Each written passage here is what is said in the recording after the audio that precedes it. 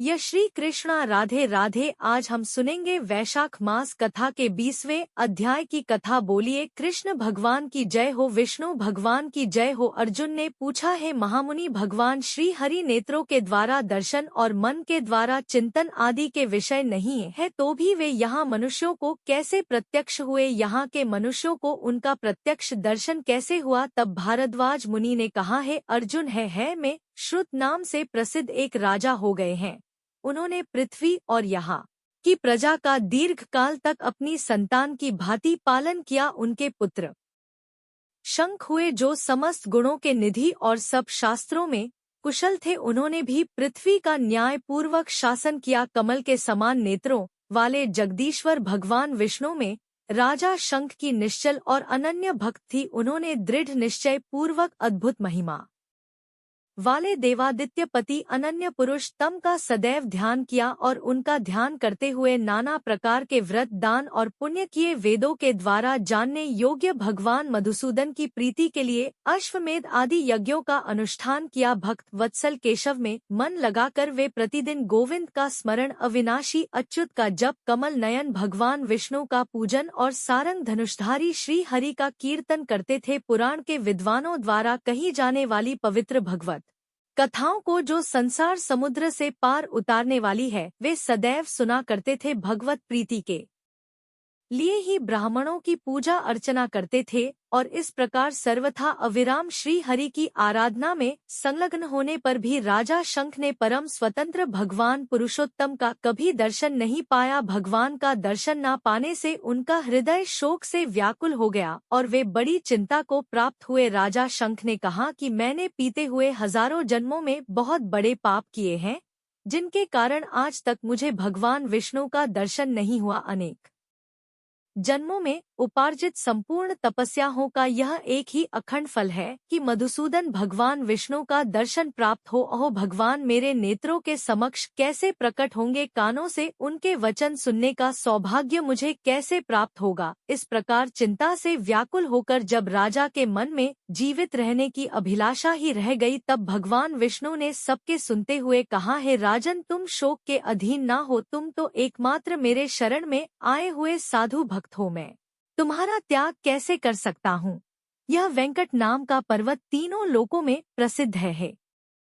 राजन, यहाँ का निवास मुझे वैकुंठ से भी अधिक प्रिय है। उस पर्वत पर जाकर भक्ति पूर्वक तपस्या करते रहने पर मैं तुम्हें प्रत्यक्ष दर्शन दूंगा। तुम्हारी ही तरह महर्षि अगस्त्य जी भी ब्रह्मा जी की आज्ञा से अंजनाचल के महानिवास में तपस्या करने के लिए आएंगे। उसी पवित्र पर्वत पर निवास करते हुए तुम भी मेरी आराधना करो, इससे तुम्हें मेरा दर्शन प्राप्त होगा। भगवान की इस प्रकार आज्ञा देने पर राजा शंख को बड़ी प्रसन्नता हुई। उन्होंने मन ही मन अपने को धन्य माना और अपने पुत्र को प्रजा पालन के कार्य में नियुक्त करके भगवान विष्णु के दर्शन की आकांक्षा से नारायण गिरी को प्रस्थान किया। उस पर्वत के ऊंचे शिखर पर पहुंचकर उन्होंने अमृत के समान दिव्य जल से परिपूर्ण ल्याणमयी स्वामी पुष्करणी को देखा। उसके किनारे कुटी बनाकर स्नान पान आदि के द्वारा संतोष लाभ किया। जगदीश्वर जनार्दन को अपने समस्त कर्म समर्पित करके राजा शंख प्रतिदिन जप और ध्यान में संलग्न रहने लगे। वहां उन्होंने तपस्या की। इसी समय सैकड़ों मुनियों से घिरे हुए अगस्त्य जी भी उस आदि पर्वत पर आए और वहां की आश्चर्यमय वस्तुओं को देखते हुए सब और विचर रहे। स्कंधधारा आदि तीर्थों में स्नान करके वहां उन्होंने जगदीश्वर भगवान विष्णु की बहुत समय तक आराधना की, परंतु कमल नयन भगवान श्री हरि को कहीं भी प्रत्यक्ष नहीं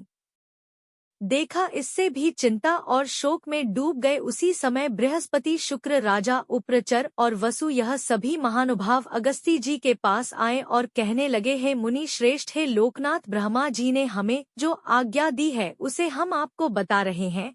दक्षिण दिशा में वेंकटचल पर्वत है, वहां का निवास भगवान विष्णु को श्वेत दीप से भी अधिक प्रिय है। जगतगुरु गोविंद उसी पर्वत पर महर्षि अगस्त्य और राजा शंख को अपने स्वरूप का प्रत्यक्ष दर्शन कराएंगे। उस समय सब देवताओं, ऋषियों, अन्य सब लोगों को भी देवाधिदेव श्री हरि का दर्शन होगा और यह बात शीघ्र ही होने वाली है। ब्रह्मा जी के ऐसा कहने पर हम लोग यहाँ आए हैं और भाग्य से आपका दर्शन हमें मिल गया। अब हम आपके साथ स्वामी पुष्करणी के तट पर भगवत भक्तों में श्रेष्ठ राजा शंख का दर्शन करेंगे। यह सुनकर अगस्त्य मुनि शोक समूह का त्याग करके शीघ्र ही उन सबके साथ चल दिए। उस समय वहां यत्र तत्र चौड़ी शिलाओं पर बैठे हुए भगवान विष्णु के गुण वैभव का गान करते हुए अनेकानेक सिद्ध पुरुष उन्हें दिखाई देने लगे। फिर उन्होंने निर्मल जलवाली दिव्य स्वामी पुष्करणी का दर्शन किया और उसके किनारे आश्रम बनाकर रहने वाले राजशंख को भी देखा, जो मन, वाणी और शरीर द्वारा होने वाले समस्त कर्म भगवान विष्णु को समर्पित करके विराजमान थे। उन्हें आया देखकर राजा ने सबका सत्कार किया। फिर सभी लोग एक दूसरे का समादार करते हुए वहां बैठ गए और उत्कंठा का कीर्तन करने लगे। संपूर्ण जगत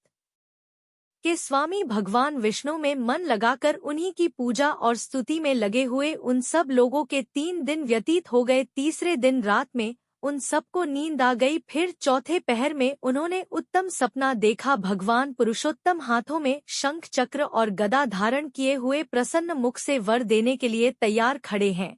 उनके नेत्र खिले हुए हैं। भगवान की यह झांकी देखकर सभी प्रसन्नचित होकर उठे और कुटी से निकलकर सबने स्वामी पुष्करणी के पावन जल में विधि पूर्वक स्नान किया। उसके बाद प्रातः काल उचित समस्त कर्मों का अनुष्ठान करके भगवान विष्णु की आराधना करने के लिए विराज के आश्रम पर लौटे। मार्ग में पक्षियों के द्वारा ऐसे शुभ शकुन की सूचना मिली जो तत्काल ही कल्याण की प्राप्ति कराने वाला था। उस शकुन को देखकर सबको यह विश्वास हो गया कि भगवान का कृपा प्रसाद अवश्य ही प्राप्त होगा। उसके बाद त्रिभुवन विधाता भगवान जनार्दन का पूजन करके उन्होंने वेद वर्णित पवित्र स्तोत्र द्वारा उनकी स्तुति की। स्तुति के अंत में महर्षि अगस्त्य और राजा शंख भगवान के मंत्र का जाप करने लगे। इस प्रकार जगत स्वामी श्री हरि में लगाए हुए उन महात्माओं के आगे एक महान अद्भुत तेज प्रकट हुआ, जो कोटि कोटि सूर्य चंद्रमा और अग्नि के तेज पंजों सा प्रतीत होता था। उस तेज का दर्शन करके सबको बड़ा आश्चर्य हुआ और उन्होंने उसके भीतर परमानंद विग्रह दिव्य धूप धारी भगवान श्री नारायण का चिंतन किया, जो मन और वाणी के मार्ग से सर्वथा दूर हैं, अपने विख्यात ऐश्वर्य से सदा प्रकाशित होते हैं, सहस्त्र ने सहस्त्र भुजा और सहस्त्र चरणों से संयुक्त हैं, तपाए हुए स्वर्ण के समान देदीप्यमान कांति से जिनका रूप बड़ा ही मनोहर लगता है, जो अपने वक्ष स्थल पर लक्ष्मी को धारण करते हैं और कस्तूमण से सुशोभित हैं, जिनका स्वरूप अचिंत है, जो अनादि और अनंत है, समस्त ब्रह्मांड को अपने आप में ही प्रकाशित करते हैं और सर्वव्यापक हैं। उन्हीं भगवान जगन्नाथ को अपने सामने देखकर महर्षि अगस्त्य और राजा शंख आदि सब मुनियों के मन में बड़ा हर्ष हुआ। सबने बार बार भगवान के चरणों में मस्तक झुकाया। उस समय लोक रक्षा के लिए सब और भ्रमण करने वाले भगवान के तेज बल से संपन्न आयुध उनकी सेवा में उपस्थित हो गए। सूर्य के समान तेजस्वी चक्र, दिव्य गधा, नंदकर, खड़क कमल और भयंकर गर्जना करने वाला चंद्रमा के समान कांतिमान 5 जन्य शंख, यह सभी वहां उपस्थित हो गए। शंख ने अपनी ध्वनि से समस्त ब्रह्मांड को परिपूर्ण कर दिया। उस शंखनाद को सुनकर वशिष्ठ आदि मुनि, गंधर्व, नाग, किन्नर, विश्वक, सन, गरुड़ और जय विजय आदि श्वेत दीप निवासी पार्षद भी आए। देव वृक्षों से उत्पन्न पारिजात आदि फूलों की महा अद्भुत वर्षा होने लगी, जिसकी घनीभूत सुगंध से सबका अंतःकरण आमोद हो गया। भक्त वत्सल कमल नयन भगवान विष्णु कोडोट प्रसन्न देखकर सब देवताओं और ऋषियों ने नाना प्रकार के स्तोत्र से साष्टांग प्रणाम पूर्वक उनकी स्तुति की। ब्रह्मा आदि देवताओं ने कहा, दया सागर भगवान विष्णु आपकी जय हो, हे कमल नयन आपकी जय हो, समस्त लोकों को एकमात्र वर देने वाले भक्ता करती भंजन आपकी जय हो, आपकी जय हो। आप अनंत है, अविनाशी है, परम शांत है, मन और वाणी की आप तक पहुँच नहीं है आपका स्वरूप विशुद्ध सच्चिदानंद में है, आपको सम्यक रूप में कौन जानता है। विद्वान पुरुष आपको सूक्ष्म से भी अत्यंत सूक्ष्म, स्थूल से भी अधिक स्थूल, सबके भीतर विराजमान प्रकृति से परे अच्युत पुरुष कहते हैं। वेदांत का शांत रूप धारण करें। ब्रह्मा आदि देवताओं के द्वारा इस प्रकार स्तुति करने पर भगवान गरुड़ ध्वज ने उसी समय सौम्य रूप धारण कर लिया। उनका मुख चंद्र मंडल के समान शोभा पाने लगा, पर चंद्र तेज शांत हो गया। श्री अंगों की श्याम कांति नील कमल दल के समान सुशोभित हुई। दिव्य शरीर पर सुनहरे रंग का पीतांबर छवि पा रहा था। भगवान रत्न में आभूषणों से विभूषित दिखाई देने लगे। उनके चारों हाथ शंख चक्र गदा और पद्म से शोभायमान थे। भगवान लक्ष्मीपति के इस मनोहर रूप को देखकर सबने बार बार प्रणाम किया। भगवान ने अष्ट वरदान से ब्रह्मा आदि देवताओं को संतुष्ट करके मुनि श्रेष्ठ अगस्त्य जी से कहा। भगवान बोले, हे मुनिवर, तुमने मेरे लिए कठोर व्रतों का अनुष्ठान करके बहुत क्लेश उठाया है, अतः मैं तुम्हें अष्ट वरदान दूंगा। बोलो तुम क्या चाहते हो। भगवान लक्ष्मीपति का वचन सुनकर अगस्त्य जी के संपूर्ण अंगों में रोमांच हो आया। भगवान को बार बार प्रणाम करके बोले, हे प्रभु, आपने जो मेरा इतना आदर किया है, इसी से मैंने जो हवन किया है, जो भी तप स्वाध्याय और श्रवण किया है, वह सब सफल हो गया है। भगवान, मैं तो आपको ढूंढ रहा था और आप मुझे ढूंढते हुए आ गए। आपकी कृपा से मैं सब कुछ पहले ही पा गया हूँ। हे माधव, इस समय बहुत सोचने विचारने पर भी मुझे कोई ऐसी वस्तु दिखाई नहीं देती जो प्राप्त करने के योग्य हो। अतः आपके चरणारविंद में निरंतर मेरी भक्ति ऐसी ही बनी रहे, यही मुझे कृपा करके वरदान। 10 स्वर्ण मुखरी नदी के जल में स्नान करके जो लोग वंकटचल पर विराजमान आपका दर्शन करें, वे भोग और मोक्ष के भागी हो। हे भगवन, थोड़ी आयु वाले अज्ञानी मनुष्य व्रत स्वाध्याय और कर्मों के द्वारा आपका दर्शन नहीं कर सकते, अतः सब पर कृपा करने के लिए सदैव उस पर्वत पर निवास करें और सबको मनोवांछित वस्तु देने वाले होइए। श्री भगवान ने कहा, हे ब्राह्मण, तुमने यह जो प्रार्थना की है वह सब पूर्ण होगी। आज से वैकुंठ नाम वाले इस पर्वत पर मैं सदा निवास करूंगा। स्वर्ण मुखरी नदी के जल में स्नान करने के बाद अपने पाप पंख को धोकर जो लोग एकाग्र चित्त से इस वैकुंठ शैल पर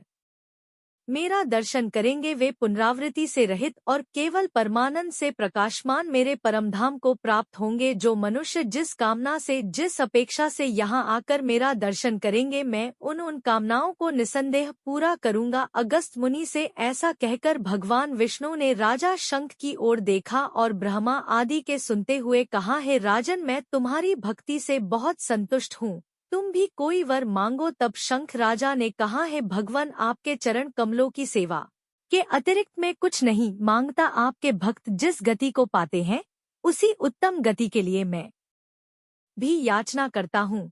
श्री भगवान ने कहा, हे राजन, तुमने जो भी मांगा है वह सब उसी रूप में प्राप्त होगा। मेरी सेवा में लगे रहने वाले कल्याणम पुरुष के लिए भला कौन सी वस्तु दुर्लभ है। उसके बाद ब्रह्मा आदि सभी देवताओं को विदा करके भगवान कमल नयन विष्णु वहीं पर अंतर्ध्यान हो गए। हे अर्जुन, यह वंकट अचल का प्रभाव है जो मैंने तुम्हें बताया है। इस पावन कथा को सुनकर मनुष्य सब पापों से मुक्त हो।